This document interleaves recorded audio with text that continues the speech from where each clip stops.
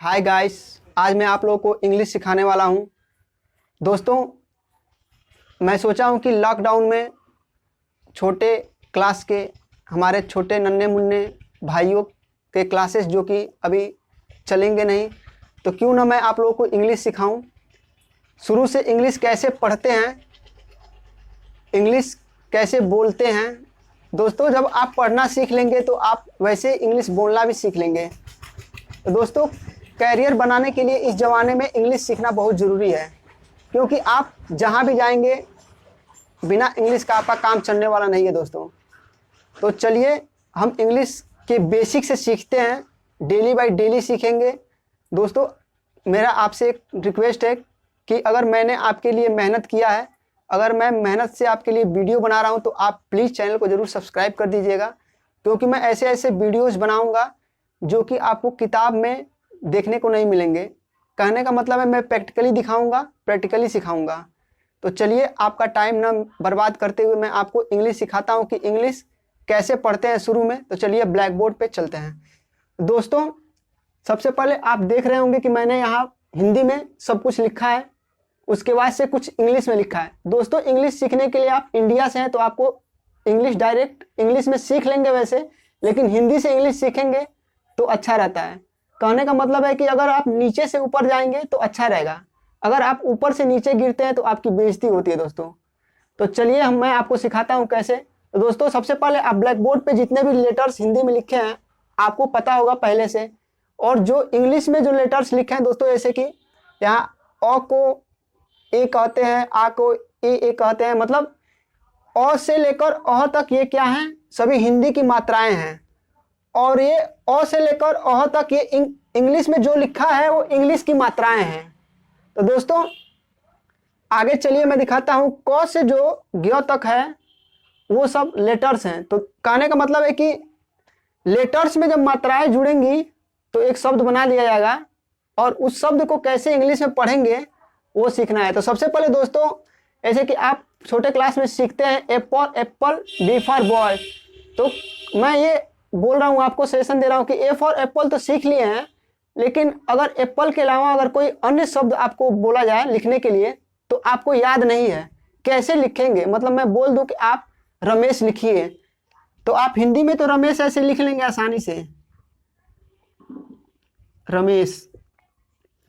लेकिन इंग्लिश में आपको बोला जाए कि रमेश लिखिए तो आपने कहीं आर फॉर रमेश नहीं पढ़ा है।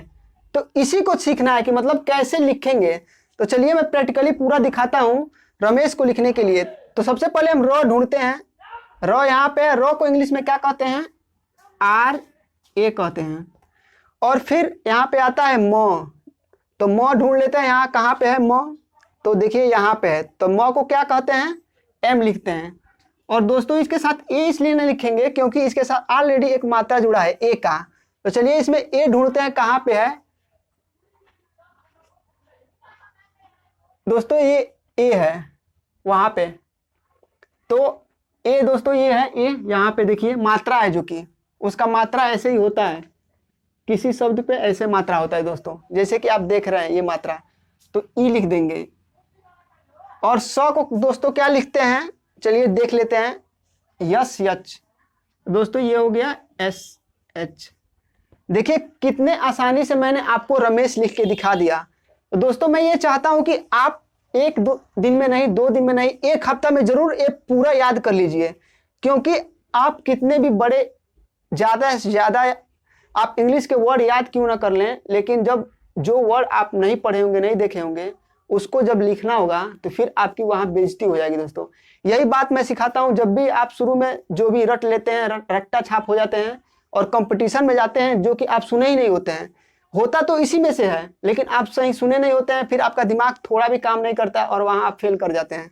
तो दोस्तों बेसिक से कुछ सीखना है तो जीवन में आप आगे बढ़ेंगे। अगर बेसिक से नहीं सीखेंगे, अगर उड़ते उड़ते सीखेंगे तो उड़ते उड़ते उड़ भी जाएंगे दोस्तों, कहीं कामयाब नहीं होंगे। तो कहने का मतलब यही था दोस्तों। अगर वीडियो अच्छा लगेगा तो चैनल को जरूर सब्सक्राइब कीजिएगा, क्योंकि मैं इंग्लिश के पूरे ऐसे ऐसे वीडियो बनाऊंगा जो कि बेसिक से होगा। मतलब जो हाई फाई है वो उनके लिए मेरा वीडियो नहीं रहेगा, क्योंकि मैं हाई फाई लोगों को मैं नहीं पढ़ाऊंगा, वो प्रोफेसर लोग से पढ़ लेंगे। तो दोस्तों यही है। और मैं और ज़्यादा भी शब्द थोड़ा लिख के दिखाता हूँ। जैसे कि मान लीजिए कि आपको लिखना है आम, क्योंकि आम आपने कहीं नहीं पढ़ा है, ए फॉर आम नहीं पढ़ा है, तो आम कैसे लिखेंगे चलिए देख लेते हैं। इसी में से पूरा है, दुनिया का कोई भी वर्ड हो दोस्तों, कितना भी कठिन वर्ड क्यों ना हो, उसको आसानी से लिख लेंगे जब आपको दिमाग में पूरा याद रहेगा। आम को देखिए दोस्तों, ए लिखे हैं, ए, और म को दोस्तों लिखे हैं एम, तो आम हो गया। और दोस्तों एक और चीज लिखा हूं, हर चीज में ए आ रहा है दोस्तों, तो ए जो है कि मैंने पहले बताया कि ये मात्रा है। तो जैसे कि अगर कोई शब्द, जैसे कि यहाँ पे रमेश लिखे है ना, एक शब्द है, तो आर है, आर के बाद से कोई मात्रा नहीं है और उसके बाद से कोई मतलब अक्षर है, मतलब कहने का मतलब यह कोई शब्द में अगर अक्षर के बाद से कोई मात्रा नहीं है तो ए जुड़ता है, और वही शब्द में अगर अक्षर के बाद से कोई अक्षर नहीं है, जैसे कि म के बाद से कोई अक्षर है नहीं है, तो वहाँ ए नहीं जुड़ेगा, वहाँ सिर्फ एम जुड़ेगा। तो यही दोस्तों एक और चीज़ थी, आपकी कन्फ्यूजन दूर करता हूँ। और दोस्तों एक आता है जैसे कि मान लीजिए कि आपको लिखना है क्षत्रिय, तो क्षत्रिय हिंदी में सबसे पहले लिख के दिखाता हूँ, क्षत्रिय। तो क्षत्रिय को इंग्लिश में कैसे लिखेंगे चलिए मैं दिखाता हूँ। छ को क्या लिखेंगे, KSH, छ। और दोस्तों जैसे कि यहाँ पे मात्रा आ गया है तो ए नहीं लिखेंगे, और त को TR, और त के साथ एक और मात्रा है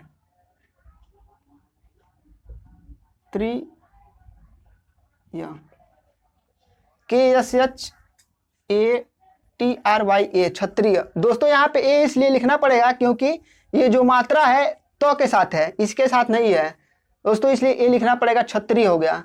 ऐसे ही दोस्तों आप लोग इसको याद कर लीजिएगा, बहुत ही अच्छा फॉर्मूला है इंग्लिश पढ़ने का, मतलब इंग्लिश पढ़ लेंगे लिख लेंगे। और दोस्तों इंग्लिश कैसे पढ़ते हैं मैं आपको नेक्स्ट वीडियो में बता दूंगा, लिखने को सिखा दिया वैसे ही पढ़ने को भी सिखा दूंगा दोस्तों। उससे पहले अगर आपने हमारे चैनल को सब्सक्राइब नहीं किया है, सब्सक्राइब कर लीजिए, और कल तक वेट कीजिए, मैं कल के वीडियो में आपको इंग्लिश पढ़ने को सिखा दूंगा। धन्यवाद।